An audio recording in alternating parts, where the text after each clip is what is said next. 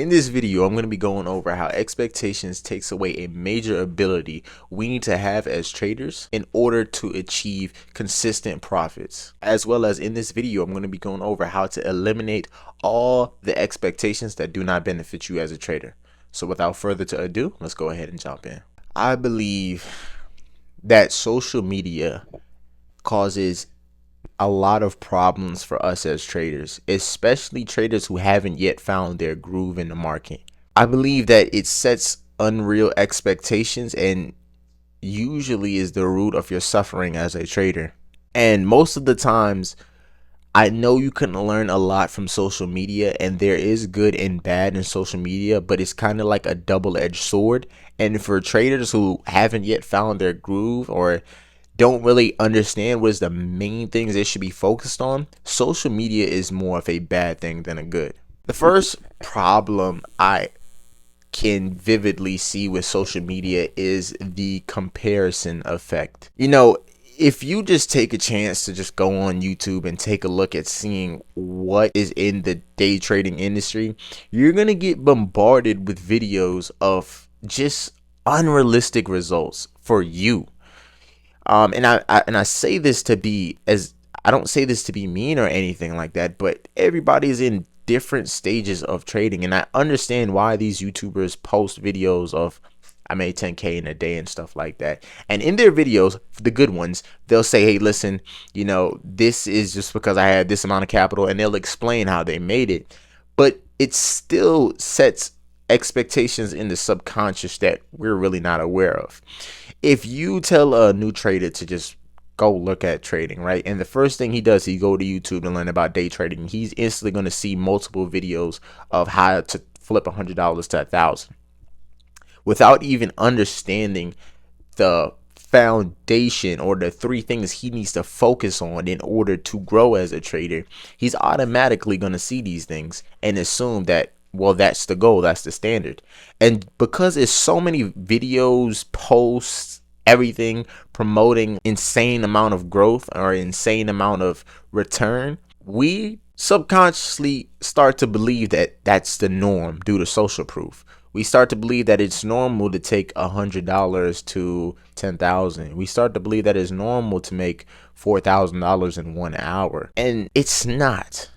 It's, if anything, it's rare. The thing is, even for traders who know this, it's still, and I was one of them, it still sets a subconscious expectation in your mind that you may not even be aware of. The problem with unmet expectations is that it causes a cycle of vicious emotional distress. It riles up all the negative emotions when your expectations do not get met. When you expect something and reality isn't what you expect, it can cause a lot of negative emotions from fear, anger, resentment, envy, and worst of all, insecurity. And that's the biggest thing I think traders don't talk about, is when they see other traders make this big lump sum amount of money, they may be glad for them at the surface level, but underneath the iceberg, it's an insecurity and a question that they may ask themselves, and you have to be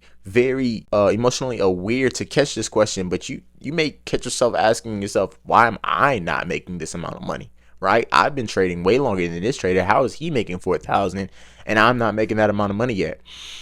And that's the biggest problem, because it creates insecurities we do not need as a trader. You see, expectations rob the average trader of a super ability that they need in order to become a professional trader. And that is being able to accept things how they are. If you can't accept your results for what they are, literally just results of your actions, and you let your expectation cause you emotional distress, which then in turn causes you to take actions that aren't in your best benefit, it becomes a huge problem. And that's why professional traders are professional traders. It's not because they have some know-it-all strategy. It's literally just because they are okay and they accept uncertainty. They accept whatever the outcome is. And once you have an expectation that you're going to win this trade or lose this trade, it makes it so much harder to accept the outcome for what it is. And as you grow as a trader, these expectations do not go away. They just change forms. Like for me, it was, instead of winning in every trade and losing every trade, it was expecting a certain profit percentage back every year. That's what causes a lot of emotional distress. When these expectations do not get met, it caused me a lot of frustration. And it leads down to a vicious cycle of feeling emotional distress from unmet expectations, which then causes you to take emotional actions, which just causes more unmet expectations. And this cycle can go on for months and years. And the most challenging part is to take the time to actually become aware that these expectations are what is causing you emotional discomfort. It is what is holding you back. Your ability to not accept things for how they are is what's holding you back. You see, a lot of traders will go down the cycle of blaming this emotional distress on something else because it relieves us of the uncomfortable feeling we get when it's time to take a deep dive and look into who we are. And maybe it's not the markets that's a problem, maybe it's us. You see, traders will tend to blame things on external factors, like their strategy isn't winning enough, or they're not making enough profit from their strategy even though they are in profit. Or even worse, they start blaming the market and start thinking that the market is against them or something like that. And even when they do take a look into psychology and they finally take that step up, they will just start to look at the surface level of controlling their emotions, but never take the time to get down to the deep root of why they feel their emotions. Why do you feel frustrated when you lose a trade? If you take the time to really dig deep and understand what is fueling these emotions, you'll notice 9 times out of 10 it's because an expectation of yours wasn't being met. And I had recently suffered from this problem, and I literally like sat down, and I'll tell you this story. It's so funny. One day I was on YouTube, and I was looking at ICT concepts, and I at the time was trading ICT concepts. I was looking at this YouTuber who back tested a similar model to mine, and he had got like a 78% win rate with it. Oh, not win rate, I'm sorry. 78% profitability on the year. And I already know that comparing is bad. I have a little level of awareness, but I still decided to click on the video and watch it, and I seen like he was literally just back testing his strategy, and it gave him a 70% return on a year. And I was just questioning, like, why am I not making that amount of money, right? And I was doing this all subconsciously. I wasn't sitting there knowing that these thoughts were flying by. I was just looking at it, right? And then I decided to actually like back test my strategy to see what my results would be. And usually this is a good action, but it's not a good action when you're back testing to compare.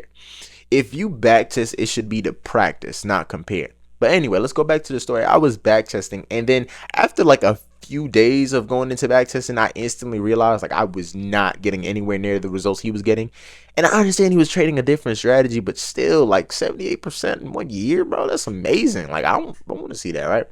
So I knew like my expectation wasn't going to be met after like trading a little bit or back testing and practicing a little bit. So I even lowered my expectations. I was like, listen, if I get 10 to 25% on the year, I am straight. I'm good. It's whatever. The problem with that was I was still expecting. I wasn't, if I didn't get 10% that year, back testing wise, if I didn't get 10% that year, I would still feel emotional distress and still feel that I'm not good enough to be a profitable trader. I finished the back testing and I didn't get anywhere near those results. If anything, I almost quit. I almost quit trading halfway because I was just so frustrated. You know, I expected a certain outcome and it was just being like completely demolished.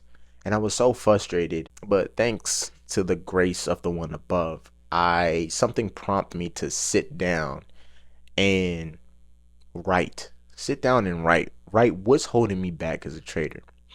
And I went through like 3 pages of just writing nonstop. I was going on for like 90 minutes, and then I hit the point where I realized I wanted to back test to get my results, not to see what I was capable of, but to see and compare to see if I can get anything close to his.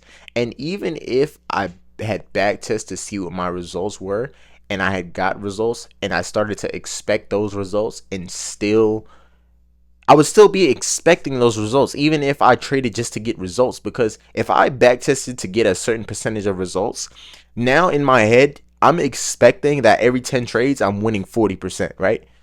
Instead of just accepting that the market is uncertain. Like 1 week I can win 4 trades, and next week I can win none out of 10. You get what I'm saying? If my expectation didn't get met, it would cause emotional distress, which will cause me to want to change my strategy, and all this cycle, this hell loop that just literally restarts your trading progress every time.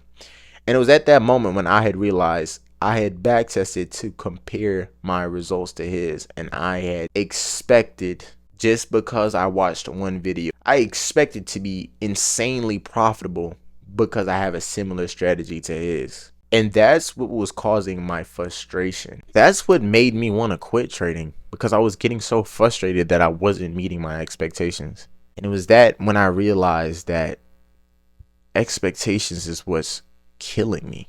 It's what I need to work on. It's a part of psychology that a lot of us miss. We all focus on handling our emotions, but when you look at the word psychology, the definition is how you view things through your mind. That's what psychology is. It's not just about managing your emotions. There's two parts of psychology that you need to work on. It's your beliefs and how you view the world, and it's how you control your emotions. And a lot of us just focus on how to control our emotions instead of sitting down and understanding the deep root of just controlling and managing our expectations, because that's what leads to all the negative emotions. If you sit there and think about it, if you just sit down and you look at these emotions and what causes negative emotions and what causes positive emotions as well, it's usually expectations. It robs us of the best ability we can have as traders in being able to accept the outcome for what it is, because we can't predict anything in this market. And I think a lot of traders let that go over their head, because you'll see traders saying, yeah, I know we can't expect anything, but still get angry when they lose trades. It's like you're forgetting, you're practicing the cardinal sin of trading, putting expectations on the market. And that is a key thing, because you need to be able to accept when you're wrong and move forward without any emotional distress. So here's how I'm working on it, and I put it into simple steps, and I have it kind of written down here. The first thing that I did to kind of help with managing these expectations is becoming aware of them. Because after all, if you are not aware of the problem, how can you fix it? So I did this by just sitting down and writing what is everything that I have an expectation on in trading. And I've noticed it's quite a lot. From the strategy, expecting the strategy to meet a certain win percentage instead of just accepting the win percentage when it comes to me. You get what I'm saying? So back testing did a lot of good things for me, but it also created a problem for me. Back testing, I always would look at the metrics, and the metrics I would kind of expect and project that into future outcomes, which is a no-no in trading. The second expectation I had was expecting that I was going to be profitable. And here's the thing. If you expect that you're going to be profitable month in and month out, what happens where you get the 2 months where the market is cold and your setups is just not hitting? You're going to feel emotional distress, and you're still going to feel the effect of the negativity that expectations hold. The second thing that I did is I tried to identify what would be the effects if these expectations didn't get met. And all of them were pretty much the same: emotional distress. So then that leads me to the third step, and this is the solution. This is how I work it out. This is how I manage my expectations. And I kind of want to read this because it was so powerful that I just kind of want to read it straight from my own writing. I remind myself that all expectations is a projection of an outcome that you have no control over. Let go of the belief that your outcomes determine who you are as a trader and really as a human being. You see, it's because your outcomes do not determine who you're going to be. It's always the actions, the only thing that you have control over that determines who you're going to be as a person. As you fail moving forward, not only does your actions improve, but so does your behavior and your beliefs. So what if you're not a profitable trader? That doesn't make you any less of a human being. There are so many other things you can do if trading doesn't work out. So what if your strategy isn't giving you the profitability you want as a trader? It doesn't make you any less of a professional trader. Detaching this outcome that you want from determining who you are as a person, it's about letting go of the belief that your outcomes determine your worth as a person and as a trader. Letting go the outcome of the trade from determining whether you were right as a trader or wrong as a trader. Letting go the profit percentage that determine if you're a bad trader or a good trader. Because at the end of the day, you have no control over the outcome. The only thing that you can control is your actions and your behaviors. So stop letting a variable which you have no control over determine who you are. And that's what I remind myself. And in order to change and manage expectations is basically another word for beliefs. It's by replacing these beliefs with one that is beneficial to you. And that's what I do when I say I have no control over the outcomes. So these outcomes should not determine who I am as a trader.